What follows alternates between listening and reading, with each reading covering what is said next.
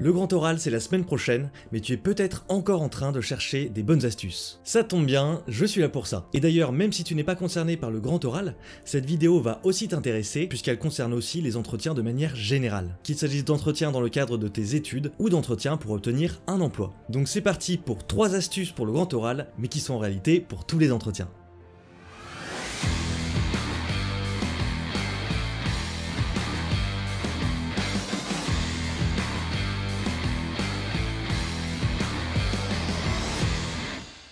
Cher ami orateur, bonjour. Tu ne sais peut-être pas, mais pour la 2e année, il va y avoir un grand oral au baccalauréat. Cette épreuve consiste d'abord à faire une présentation d'un sujet en matière avec les 2 matières principales de spécialité, avant d'avoir quelques questions sur ce sujet, et enfin un entretien pour tes motivations et pour savoir ce que tu comptes faire après le bac. C'est donc un exercice nouveau auquel les lycéens ne sont pas toujours bien préparés. J'ai donc décidé de leur présenter 3 astuces qui vont servir en réalité à tout le monde, puisqu'elles s'appliquent aussi à tous les autres types d'entretiens que l'on peut rencontrer dans sa vie. Je suis Jean-Corentin Poisson, coach, enseignant et formateur en art oratoire et rhétorique, et aujourd'hui c'est parti pour 3 astuces pour le grand oral du bac.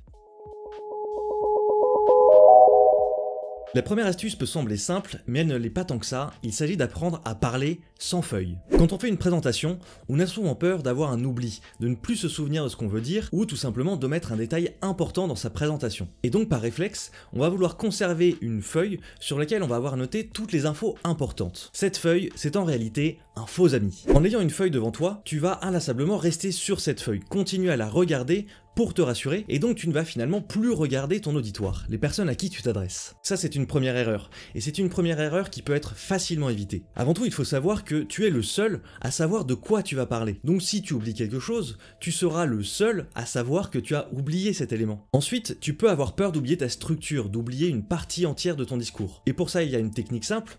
Apprends simplement la structure de ton discours. C'est en réalité la seule chose que tu dois apprendre par cœur. Les éléments de fond, tu les as en tête. Tu sais de quoi tu veux parler, tu sais ce que contient chacune des parties, puisque tu as bossé ton sujet. Donc aie confiance dans tes capacités, en tes connaissances, et contente-toi d'apprendre la structure. Et alors là, tu pourrais te dire, dans ce cas, éventuellement avoir une feuille avec simplement la structure de ton discours. Mais là aussi, je pense que ça n'est pas une bonne idée. Quand on a un texte devant soi et qu'on est un peu stressé, on ne va pas arrêter de lire et de relire ce texte avec son regard, même si on ne le lit pas à haute voix. Et donc on en revient au travers que je décrivais initialement, celui de ne pas regarder son auditoire. Donc mon premier conseil, tu l'auras compris, évite d'avoir une feuille. Apprends ta structure par cœur, connais bien ton sujet et tu t'en sortiras très bien. C'est d'ailleurs un excellent exercice qui va t'habituer à parler de manière plus naturelle, plus authentique et donc qui va être utile pour la suite de ton parcours professionnel et personnel.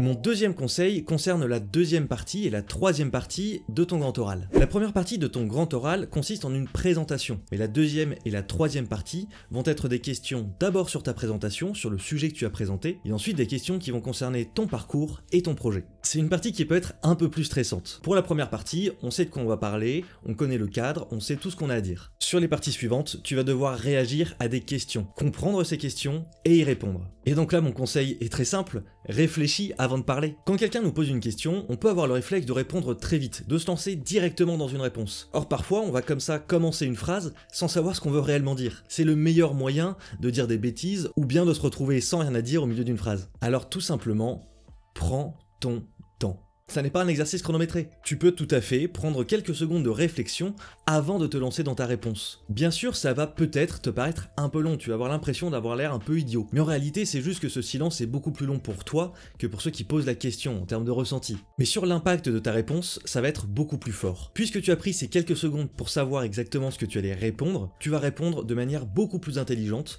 de manière beaucoup plus pensée, et donc de manière beaucoup plus constructive. Et c'est ça qui va intéresser ton auditoire et en l'occurrence ton jury. C'est d'avoir des réponses claires, des réponses précises, des réponses qui vont apporter réellement quelque chose à ce que tu as présenté avant. Et d'ailleurs, si tu as une hésitation, si tu n'es pas certain d'avoir bien compris la question, n'hésite pas non plus à demander à ton jury de la repréciser ou de la reformuler.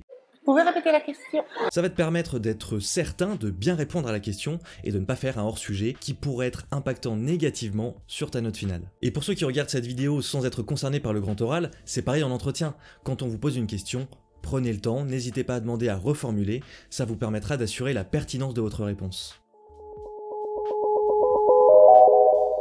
Mon 3e conseil est beaucoup plus générique et en réalité il va reprendre un peu des éléments précédents. Il s'agit de penser le fond avant la forme.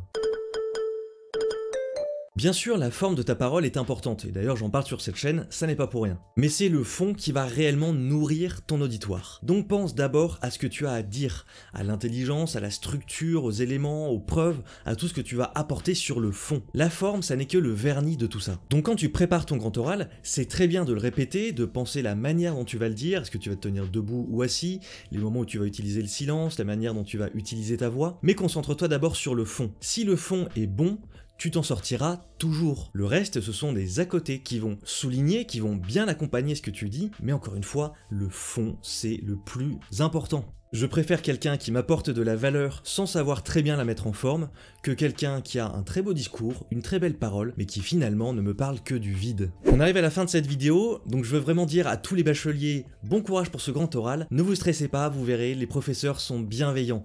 Ils ne sont pas là pour être méchants avec vous, pour vous mettre des sales notes. Leur objectif, c'est simplement de juger votre capacité à bien vous exprimer, à penser et à exprimer des idées. Donc, n'ayez pas peur, détendez-vous, ça va bien se passer. Non mais calmez-vous madame, ça va bien se passer. Idem pour tous ceux qui préparent des oraux dans le cadre des études supérieures, ou pour tous ceux qui sont en train de passer des entretiens pour obtenir un emploi. Je vous souhaite donc à tous bon courage, bonne chance, n'hésitez pas à aller voir mes autres vidéos, vous verrez que vous pourrez trouver d'autres informations qui seront intéressantes pour toutes vos prises de parole en entretien ou en discours. Et bien sûr, si cette vidéo vous a aidé, dites-le moi en commentaire et pensez à vous abonner. Je vous dis donc à la semaine prochaine pour une nouvelle vidéo, et d'ici là, n'oubliez pas les 3 clés pour développer une parole impactante et convaincante, étudier, observer et pratiquer. Salutations chers amis, et à la prochaine.